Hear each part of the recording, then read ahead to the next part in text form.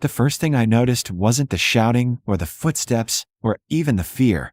It was the way time seemed to hesitate, like the street itself sensed something irreversible was about to happen. The way a summer afternoon suddenly feels too quiet right before a storm breaks. Some moments don't announce themselves with noise or violence. They arrive softly, almost politely, and only later do you realize they were the hinge on which everything turned. If you're the kind of person who believes stories about quiet strength, about danger revealing itself in subtle ways, go ahead and like and subscribe right now. You'll know within the next few minutes whether your instincts were right. I was standing across the street that day, waiting for the light to change, watching a completely ordinary bus stop in Brooklyn do what it always does: collect fragments of people's lives for a few minutes before sending them off in different directions. There was a man in a dark hoodie standing near the pole, hands tucked into the front pocket, shoulders relaxed but grounded, the posture of someone comfortable in stillness. He wasn't talking to anyone. He wasn't looking at his phone. He was just there, eyes forward, calm in a way that didn't ask for attention. I recognized him only because his face, even softened by age and anonymity, carried something unmistakable, like seeing a mountain through fog. You don't need the full outline to know what it is. Mike Tyson didn't look like he was waiting for a bus so much as allowing the bus to arrive when it was ready. Traffic rolled by, horns in the distance, the low hum of a city that never quite goes quiet. And then I saw the kid. He came from down the block at a half run that wasn't athletic or playful but desperate, uneven, like his body couldn't decide between sprinting and collapsing. He looked over his shoulder twice before he reached the stop, eyes wide, breath sharp and shallow, backpack bouncing against his spine as if even it wanted to get away from him. He didn't slow down when he got there. He veered instinctively toward the man in the hoodie, stopping just behind him, close enough that I saw his hands clench into the fabric of his own sleeves like he needed to anchor himself to something solid. He didn't say anything at first, just stood there, shaking, and that's when I noticed the four men on the other side of the street. They weren't running, which somehow made it worse. They walked with the loose confidence of people who believed the situation already belonged to them, spreading slightly as they crossed, grins flashing, one of them nudging another with his elbow like this was entertainment. I could tell they'd been following the kid not because they were in a hurry, but because they weren't. Predators don't rush when they think the outcome is guaranteed. One of them said something I couldn't hear over the traffic, and they laughed, all four of them, a sound that carried farther than it should have. The kid leaned forward and finally spoke, his voice barely reaching me but clear enough in its panic to cut through everything else. "Please," he said, "not to me, not to the world, but to the man in front of him. Don't let them get me." Mike Tyson didn't turn around. He didn't ask what was going on. He didn't ask who they were, or what the kid had done, or whether it was serious. He just shifted his weight slightly, the smallest adjustment, like a door quietly closing, and gave a slow, almost imperceptible nod. It was such a subtle movement that if you weren't looking for it, you'd miss it entirely, but the kid felt it immediately. You could see his shoulders drop a fraction, the way someone exhales when they realize they're not alone anymore. The four men reached the curb and stepped up onto the sidewalk, and now they were close enough that I could see their faces clearly. Young, cocky, energized by the imbalance of numbers. One of them, tall and loud, pointed past Mike toward the kid and said, "Yo, this ain't your business, old man." Like he was doing him a favor by offering the warning first. The word old hung there, heavy with disrespect, and I remember thinking how strange it was that none of them recognized him. How anonymity can be the most dangerous disguise of all. Mike turned then, slowly, not with irritation but with curiosity, as if he were examining a problem that didn't require force to solve. His eyes moved across all four of them, not darting, not calculating in any obvious way, just seeing them, really seeing them, in a way that made their energy falter for half a second. "Walk away," he said quietly. No threats, no raised voice, just a statement delivered with the same certainty you'd used to say the sun was going to set. That should have been enough. It would have been enough for anyone paying attention. But confidence without awareness is brittle, and brittle things break loudly. The tall one scoffed and stepped closer, chest out, chin raised, invading space the way bullies always do when they want to feel bigger than they are. "Or what?" he asked, and that was the moment the air changed. I felt it from across the street, a pressure shift, like the temperature had dropped a few degrees. Mike took a single step, not forward in attack, but forward in position, placing himself fully between the kid and the four men, his body now an unambiguous barrier. The tall one reached out and poked him in the chest with 2 fingers, a casual insult meant to provoke, to test. Mike caught his wrist mid-motion, not fast in a flashy way, not aggressive, just precise, like his hand had always been there and the wrist had simply arrived late. The man laughed at first, reflexively, then tried to pull back, and that laugh died in his throat when nothing happened. His face changed in stages, confusion, then concern, then something close to fear. Mike leaned in just enough that his words were meant only for them. "You don't want this," he said, and for the first time, the other 3 really looked at him.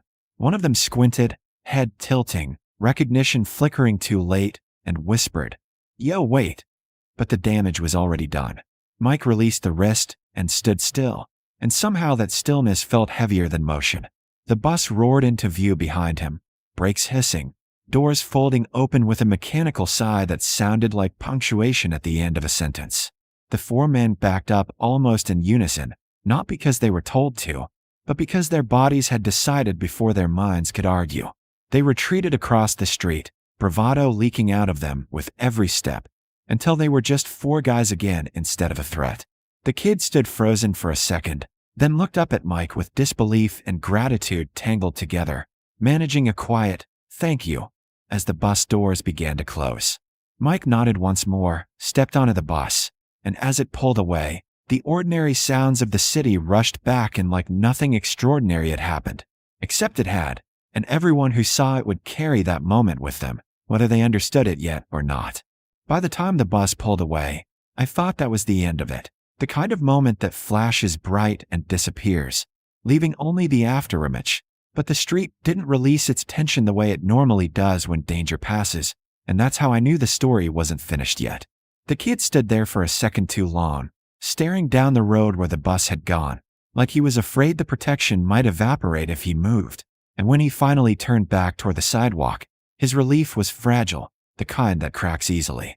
I noticed it because the 4 men hadn't gone far enough. They were across the street, clustered near a shuttered storefront, pretending to laugh it off, but their eyes kept drifting back, not angry exactly, wounded. That's the kind of pride that doesn't dissolve, it ferments. One of them said something sharp, and another shook his head, and even from where I stood I could feel the shift from embarrassment to decision. The kid adjusted his backpack and started walking away from the bus stop, head down, moving fast but not running, trying to disappear into the rhythm of the block. I wanted to call out to him, to tell him not to go yet, that something wasn't settled, but my voice stuck somewhere between caution and disbelief, and before I could decide whether it was my place, the men started moving again. This time they didn't laugh. They didn't spread out.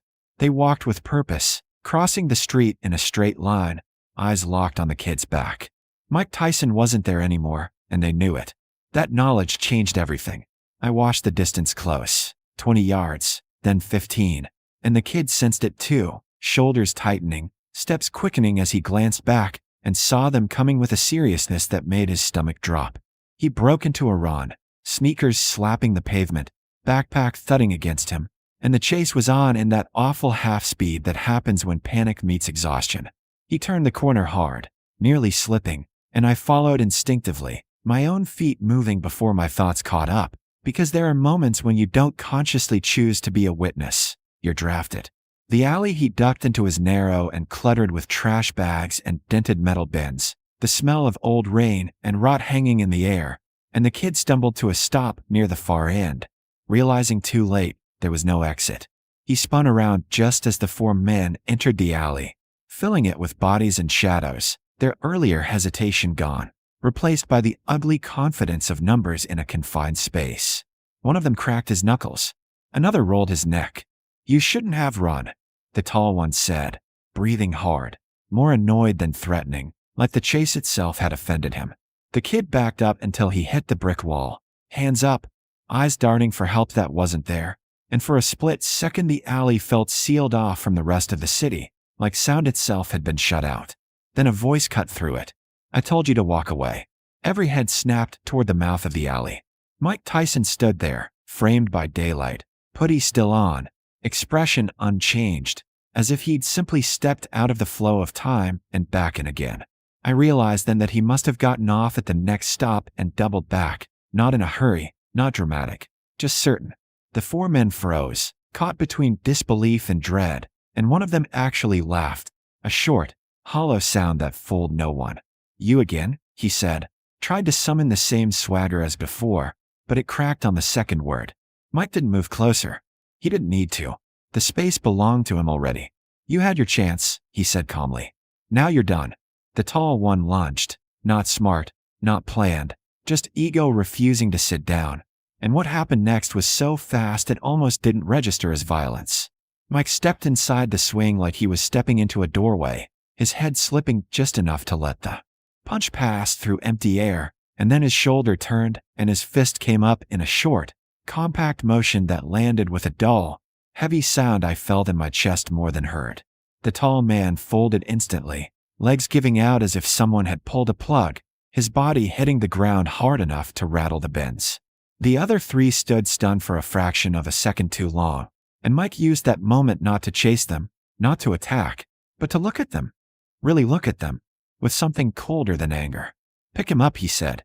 One of them dropped to a knee automatically, grabbing the fallen man under the arms, panic flaring as he realized how heavy unconsciousness is when you're responsible for it. Another backed away, hands up, repeating, we're done," like a prayer. The third just stared, eyes wide, watching the gap between what he thought was possible and what he'd just seen rip open in front of him.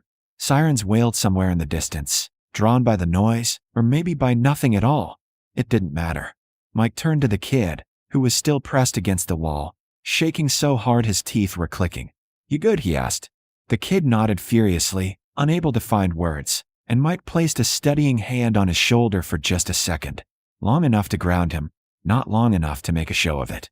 Then he stepped back, already disengaging, already returning the situation to normalcy, like a man resetting a room after a storm. "Go home," he told the kid. "Stick to the main streets." The kid didn't argue. He took off down the alley, disappearing into the light at the other end. The three remaining men dragged their friend away from the scene, not looking back, not saying another word, their earlier confidence gone completely, replaced by the urgent desire to never be here again. Mike glanced around, making sure it was done, then turned and walked away in the opposite direction, hands back in his pockets, blending into the city like he'd never stopped being part of it. The sirens grew louder, then faded as they passed by the block without slowing, unaware of how close they'd come to something worse. I stood there for a long moment after everyone was gone, the alley empty again, trash bags rustling in the breeze, trying to process what I'd just witnessed. Not a fight, not really, but a correction. Later, people would ask what it was like to see Mike Tyson in action up close, expecting talk of fear or brutality, but that wasn't the truth of it. The truth was quieter and heavier. It was seeing chaos meet certainty and lose, seeing violence stopped not by rage but by presence, and realizing that some people carry a gravity with them that changes the outcome of things before they even begin. By the time the street returned fully to itself, it was as if the city had collectively agreed to pretend nothing extraordinary had happened. But that's never how these moments really end. They just go underground, settling into the people who witnessed them, changing the way they move through the world afterward.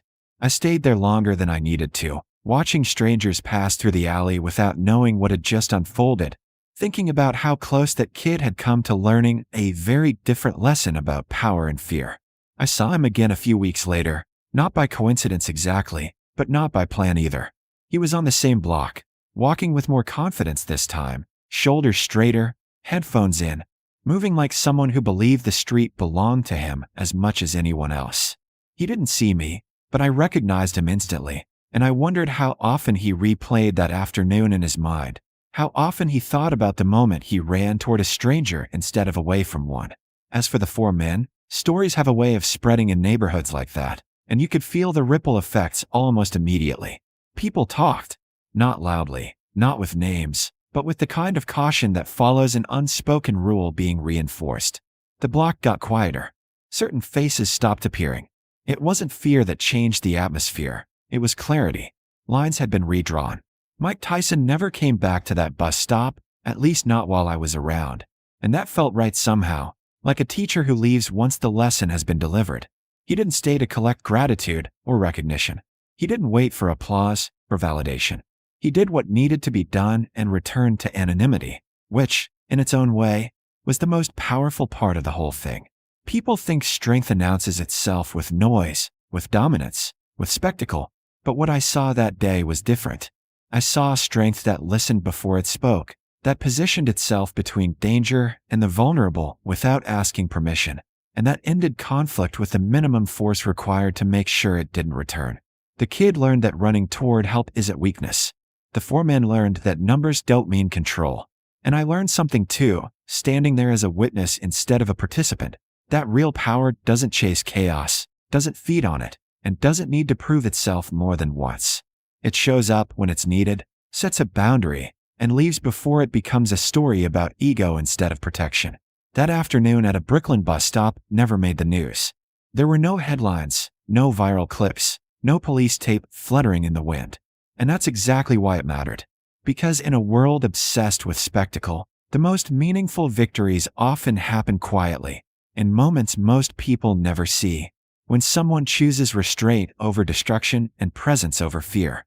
That's how this story ends. Not with sirens or sirens, not with applause or punishment, but with a city continuing to move, slightly safer than it was before, because one man understood exactly who he was and didn't need anyone else to find out the hard way.